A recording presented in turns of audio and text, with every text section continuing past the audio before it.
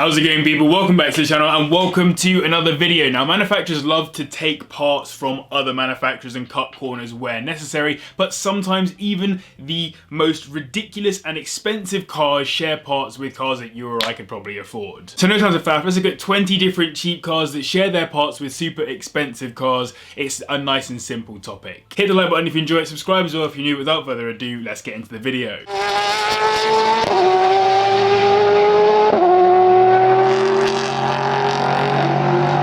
First up is the first generation Ford Mondeo, which is a popular average everyday family saloon car available for under £2,000, and the far more savage two-seater track-focused Noble M12 that will hit 185 miles per hour and do 0 to 60 in around 3.7 seconds. Despite starting at around £40,000 more than the Mondeo, the Noble borrowed the rear lights off of the saloon, and not gonna lie, they actually do look pretty good. Next up is the Marina, which is a super cheap little classic car that you can easily get between £1,000 and £4,000. Built during the 1970s, it was a front-engined rear-wheel drive family car that sold even better than the Ford Escort in 1973. So when the Lotus Esprit sports car showed up in the mid-1970s, it was pretty obvious that the two shared the same external door handles. It wasn't even the only Lotus with those door handles, as the Elite had them beforehand as well as the Eclat. If you've watched my video on 101 pointless facts about cars that you probably don't know, you'll know this one already. The Rover 75 Executive Saloon shares its HVAC or heating, ventilation and air conditioning unit with the hallowed Pagani Zonda in many of its guises. Just insane. The 75 is listed for a minimum of around £500 on Auto Trader,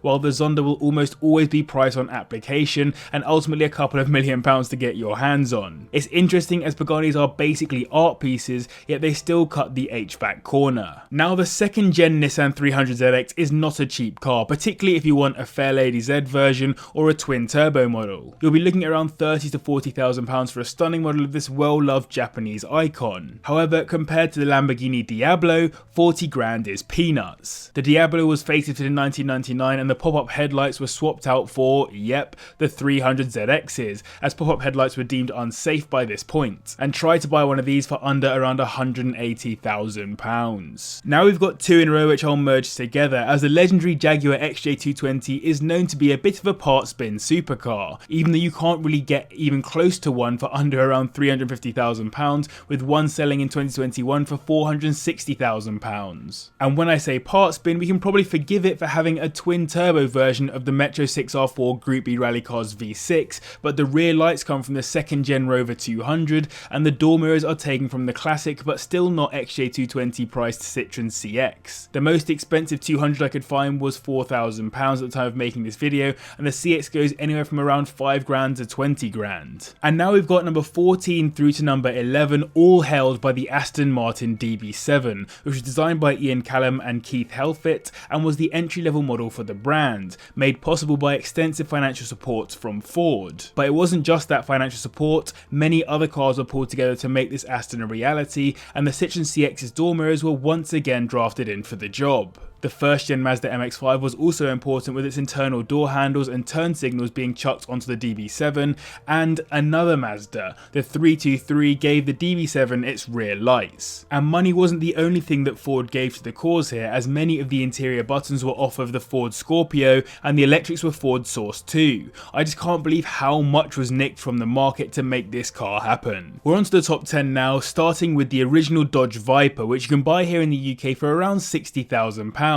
It's known to be a beast, but the interiors are sometimes given a bit of stick for being pretty basic. However, the part shared with something much cheaper isn't on the interior, it's those door mirrors, which are shared with the Mitsubishi 3000 GT, which is still a cherished little sports car, but it's nowhere near Viper territory in terms of price, starting at around 4 grand at the bottom end and heading up to a max of around 20 grand if you're a collector. Now, of course, before being spun off in 2014, Ferrari sat under the Fiat Chrysler Automobiles group, which meant it was in the firing line to have a little bit of part sharing. For that reason, a Chrysler infotainment system seen on the interestingly styled Chrysler Sebring can be found in the Ferrari California. Not gonna lie though, having driven to California, I wouldn't say I spent much time thinking about the infotainment, as I was having far too much fun enjoying the fact that I was driving a Ferrari, but I do appreciate that if you spend 60 grand on a Ferrari, you don't want the infotainment out of a £1,000 family car. Now this one maybe makes at least a little more sense given that both cars fell under the same company, and when I say cars, I mean supercars supercar and van. The Mercedes Sprinter, a highly popular van used for many trades or haulage, shares its stalks, you know, the ones that you find behind the steering wheel, with the McLaren Mercedes SLR, which starts at around £230,000. Sprinters are also pretty expensive, but they are worlds away from the SLR in almost every possible sense. Now this one is kind of cheating, as there isn't necessarily the right car for this one from a cheap perspective, but the Hella 4169 lights, which are used on farm equipment as well as the Ford Thinker, are also used as rear lights for multiple expensive cars. I could buy a set of these lights for around 20 quid on the internet, yet they've been used as rear lights on the Pagani Zonda S, the Lamborghini Diablo and the Celine S7 to name a few. The Mazda RX7 FD is not a cheap car in the slightest, in fact it's anything but. It's a well-loved JDM classic that starts at around 30 grand here in the UK and goes up depending on condition. And yet despite that, it remains a cheap car in this video, as it gave its rear reflectors to the Koenigsegg CCX. Now the CCX is another price on application car, but luckily in 2021 one sold at Monterey for just over $1.2 million. So if you want a piece of Koenigsegg for a fraction of the cost, get the ridiculously cheap in comparison RX7. It's a rogue one in fifth, the MG X-Power SV, which was the most expensive MG ever made, produced between 2003 to 2005. It came after MG acquired Cavalli, an Italian manufacturer, and fancied creating something mental. Today you'll find them starting at around £70,000, yet they share their front lights with the second gen Fiat Punto, which you can easily get for under £1,000, and their rear lights come from the Fiat Coupe, a far more loved but still relatively cheap little car. Fourth and third I'm going to treat as one, as they are both towards the same ends. People used to call out Lotus for standing for lots of trouble, usually serious, back when they used the Rover K-series engines that were renowned for head gasket failure, particularly in rear and mid-engined cars. So what do you do when that's your reputation? Take from someone else's reputation, of course. They took the 1.8 litre engine from the Toyota Corolla, either naturally aspirated or supercharged, and chucked it into the Exige and Elise, and then a few years later when the new generation of Lotuses came out, they threw the Toyota Camry V6 into the Exige and Evora, again supercharged. This ended up being an excellent idea, as you can see by the fact that Toyota engine Lotuses are far more expensive than Rover engine ones today,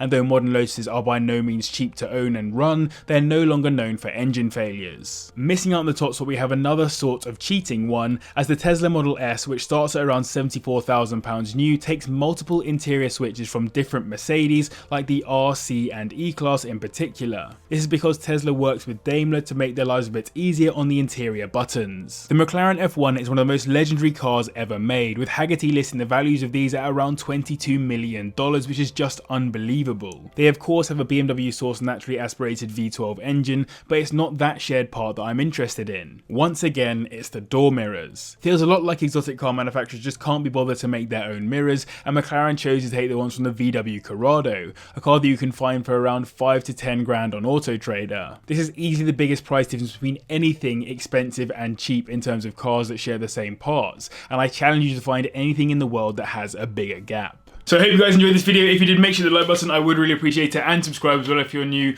Mass thanks to the patrons always for their support, and to you guys as well for watching. I will see you in the next one.